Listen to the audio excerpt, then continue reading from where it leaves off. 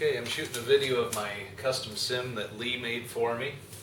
I have the plane set up to fly out of Fort Myers runway 5, and when you boot up the computer, this is what you get. You get a panel with your gauges that come on, your Garmin G500 is blank, your 530W is blank. You need to have all your switches off, your mixtures back, props back, props forward, throttles back, gear down, flaps up, all switches off. And if you look, if you can see when I turn the yoke, it actually turns the yoke in the plane back and forth. I can move the mixture forward and back and it shows up in there. I don't know how well that'll show on the video. Same with the props and mixture, or props and throttle control. This plane's actually a BE58. I had Lee set it up as a BE55, which would have throttles in the middle. So anyway, this also has the Iris Dynamics active yoke, and it actually is fighting me here to turn it like a real Baron would be, and same with forward and back. It even has, as you can see, electric trim. You push forward, the trim goes forward. You pull back, the trim goes back, and even the little trim wheel moves over here on the display to show that it's actually working. We had Lee custom program different modes to look. We have an outdoor view, indoor view, and we can pause the simulator by hitting the other button. On the other yoke, I had him program views, so we can look and see different views depending on what I want to see. So this is kind of nice to be able to see different views while you're flying. Anyway, we can also look into the cockpit better. We can see the different switches. If I throw a switch, it'll show up on there. If I put the flaps down, the flap switch will move. Same with the alternator buttons, everything. It's all duplicated very nicely. Anyway, what we'll do is we'll take off. We'll start the engines first, showing the cockpit so you can see the key switches actually move and everything.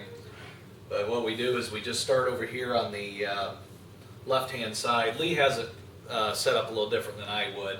He's got it set up to where you go through the alternators first, the avionics and master on before you start the engine. And that has to do with the way it integrates with the flight simulator. I'm sure that can be changed, but it causes problems if you don't do it. So what we do is alternator 1 on, alternator 2 on. Those switches came up. They both went up into the up position. Then we bring the master switch on, which is there. And you can't hear it, but you can actually hear the gyro spinning up for the turn coordinator. Then we bring the avionics on, brings up the G500 and the Garmin 530, and just like in those actual boxes, you can hit the enter button to go through it, hit OK. Scott is sitting here in Fort Myers. And then he has this currently set up for touchscreen, and it shows the bezel around here, and I'm going to have him change that. We're going to make all these keys active. Currently only the heading is active here, so we need to fix this and get rid of this bezel look here. But for now we just have to use the touch screen. Okay? And then we can range in on the screen just like the real one. But again, using the touch screen, it's not as efficient. It doesn't work as well. So anyway, we'll start up the engines here. First thing we gotta do is bring the mixtures forward. If we don't bring them forward, the engine won't start, just like a real one. And then you just turn to the start position. Left prop spins, fires up. Voltage came up. Turn up the volume a little. So left engine's running. Bring up the right engine. Right prop, and voltage on that engine. And if we shut off an alternator, left alternator warning, turn it back on. Right alternator, turn it off, right alternator warning. As you can see here, if I turn on my strobe lights, you get a strobe light blinking. So we'll turn on the strobes and the beacon.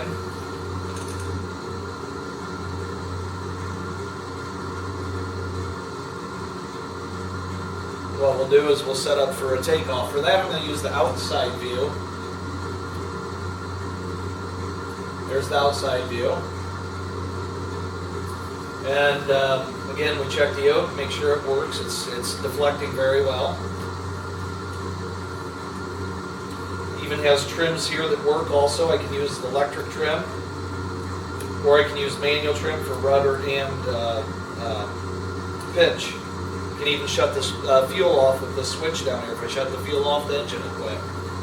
So I'm going to give you a better view here.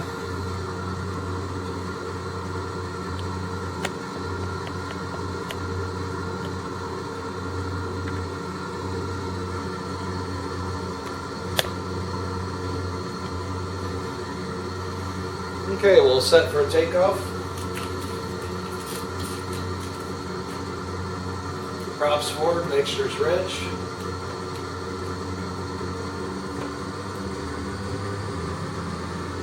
Gauge is coming alive, airspeed's alive. A little bit of right rudder to counteract the torque. Power's set.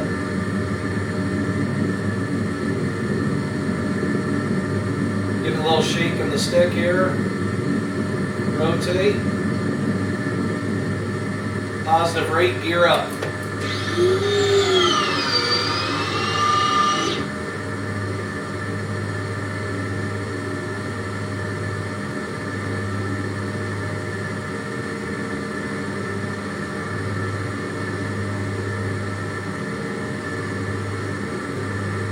Take a look to the left.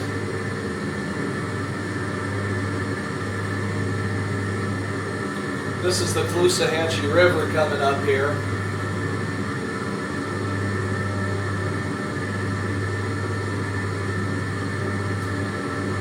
And it flies just like the real things. Bring back the props here just to make it a little quieter. 2,500 RPM. About 24 inches of manifold. We're climbing through 1,100 feet.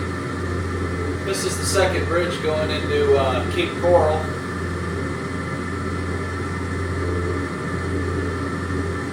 And the controls again feel just like the real thing. It feels just like a Baron.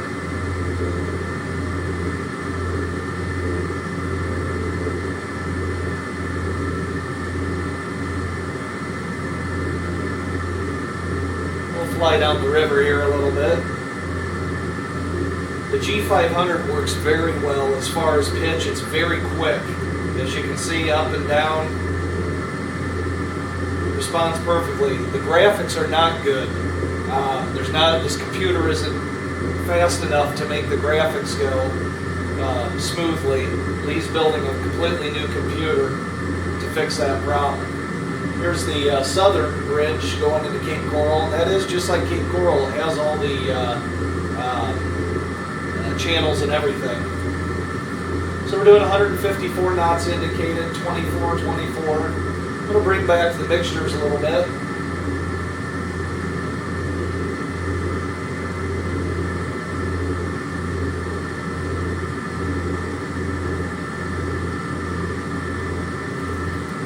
Flying back over the airport here. I'm going to turn back towards the Gulf of Mexico.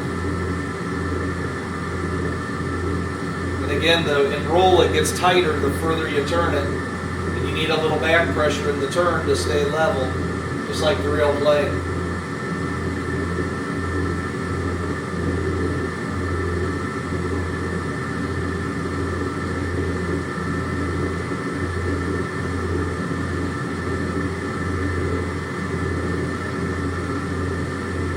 I'll pull back the throttles a little more.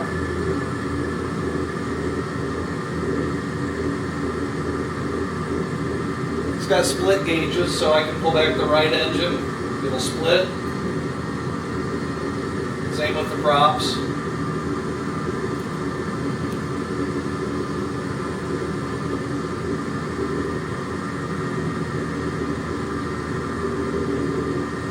thing we haven't figured out is how to feather the props yet. There's a command, there's got to be a command for it, but we can't find it.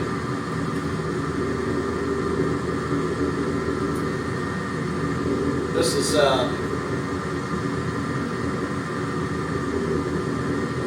Fort Myers Beach out here in the water. This is McGregor Boulevard.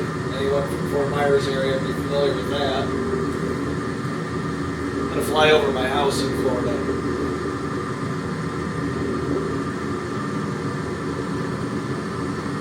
And I'll lose some altitude here.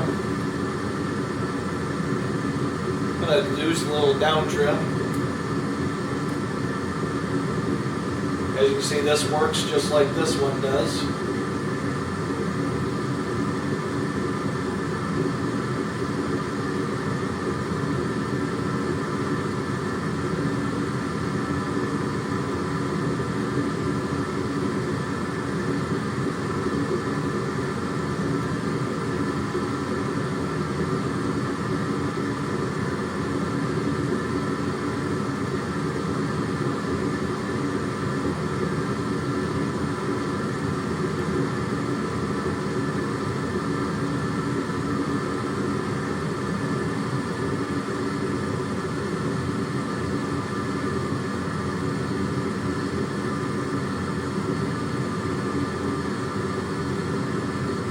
Need a little left rudder in the turn, get the skid indicator, so some left rudder.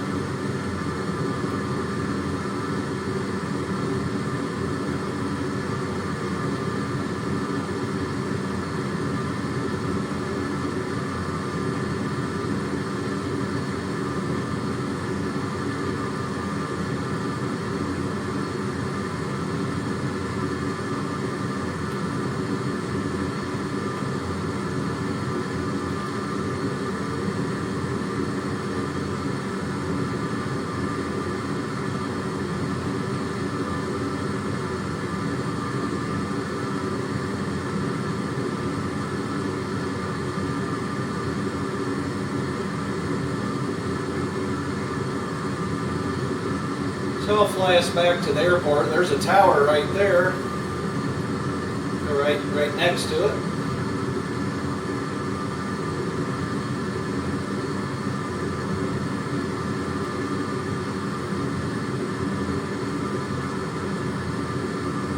We'll go back to Page Field and do a landing there.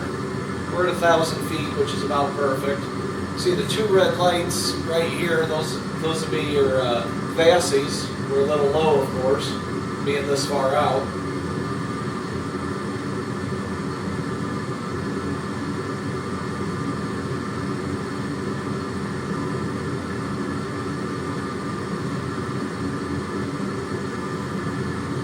You can get a message indicator here on the 530.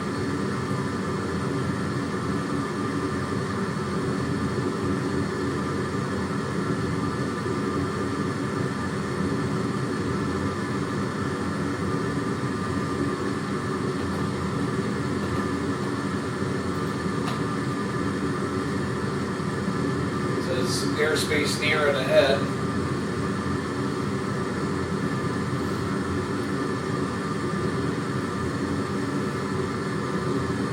Okay, I'm going to slow down to gear speed, get the throttles back to about 16 inches. We're at 1,000 feet, 137 knots, gear coming down. Roll a little up trim in, put a little throttle back in, throw in 1 notch of flaps.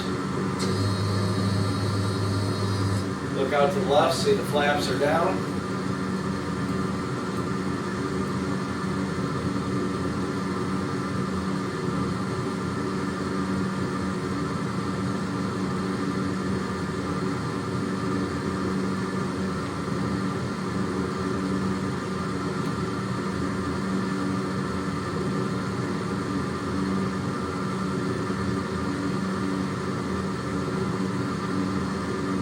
Okay, runway's over here, turn towards the runway.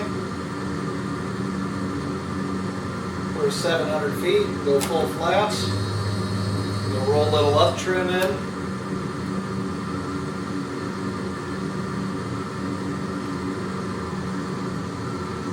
For 102 knots. Gears down.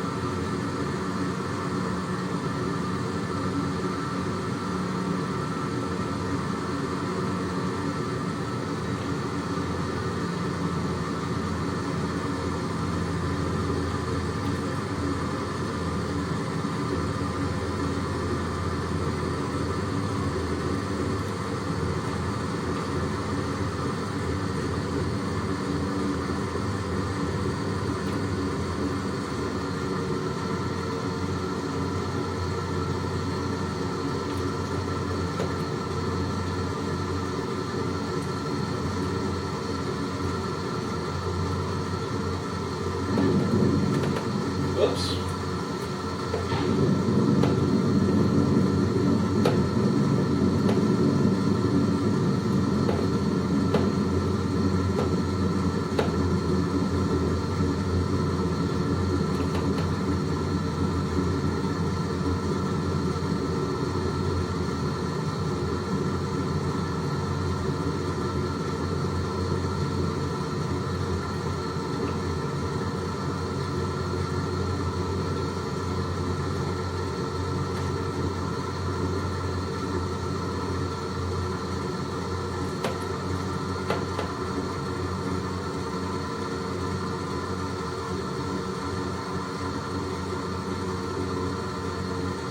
Flaps up.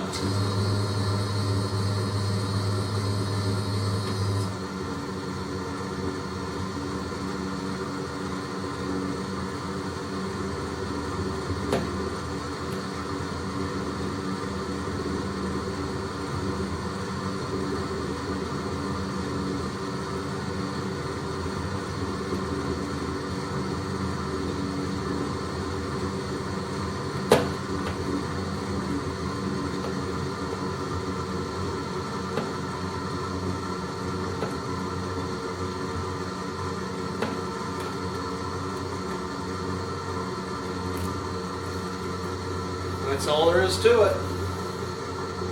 So we just clean the panel up before shutting down, just like in the real airplane. Beacon off, strobes off. Kill the engines.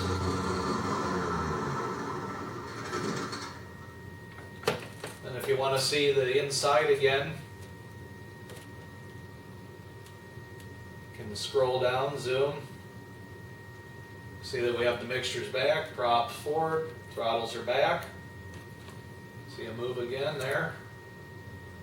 Then we can shut off the avionics, lose the avionics, kill the master, alternators off, and you can even see the mags turn. Here's your magneto switches. You can see as I turn them, off, off. And that's all there is to it. Again, a few problems with it that are going to need to be done. The computer is a i7 with, I think, 16 gigabyte of RAM, 3.2 gigahertz clock. It's too slow. It's got great video cards, but needs more RAM, needs a faster processor. It just needs to be a lot better computer. It's hard to land the airplane because of the notchiness of the, I have the graphics set to medium. On high, it's even worse. On real low graphics, it does okay, but it's just not optimal. I want to be able to turn the graphics all the way up and have it dead smooth. So he's building a whole new computer. A couple other things. Again, the G500. This doesn't need to be touchscreen. It's currently touchscreen. It doesn't need to be that. Matter of fact, I'd rather not be that because in the real airplane it's not touchscreen. Lee thought that'd be neat. I didn't like that idea. He's going to make these buttons all work here. The autopilot does work. The radios work, the transponder works, even the comm radios work. You can switch between comm 1, comm 2. I can't do it right now because the simulator, because the avionics are off here, but that all works. Overall, it's a good simulator. It's got some bugs that need worked out yet. Lee was here for 2 days straight. We got it flying good. We had a lot of problems getting the yoke to work. He's new to this yoke, and we had some conflict errors with some software in it. But other than that, it's working. Faster computer, little more tweaking on the system, and it's gonna be a good simulator. And I really think I'll be able to teach my wife to fly on this. So there you are. Hope you enjoyed it.